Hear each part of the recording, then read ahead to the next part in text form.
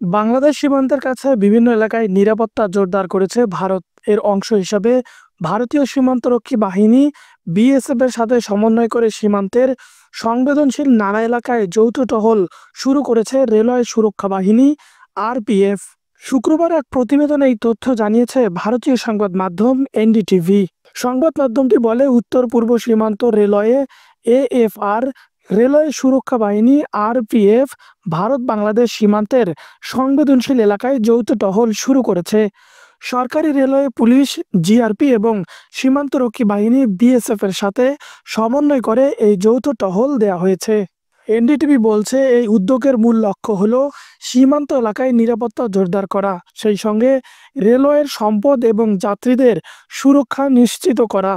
রেলপথের যেসব অংশ বাংলাদেশ সীমান্তের কাছ দিয়ে গেছে সেখানে নজরদারি আরও জোরালো করতে এবং যে কোনো আপত্তিকর ঘটনা প্রতিরোধ করতে আরপিএফ, জিআরপি এবং বিএসএফ একসঙ্গে এই টহল শুরু করেছে।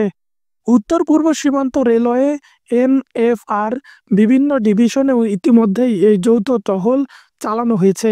বিশেষ করে ভারত বাংলাদেশ সীমান্তের কাছের এলাকাগুলোতে বেশি গুরুত্ব দেওয়া হয়েছে।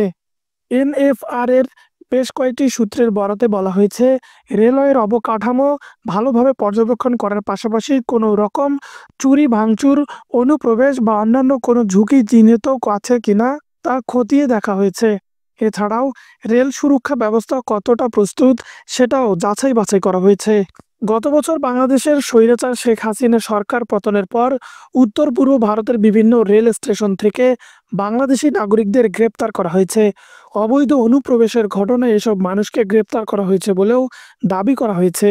এছাড়াও সীমান্তবর্তী এই অঞ্চলে বহুদিন ধরে রোহিঙ্গাদের অবৈধ যাতায়াতের পথ হিসেবেও ব্যবহৃত হয়ে আসছে বলেও দাবি করা হয় এই প্রতিবেদনে।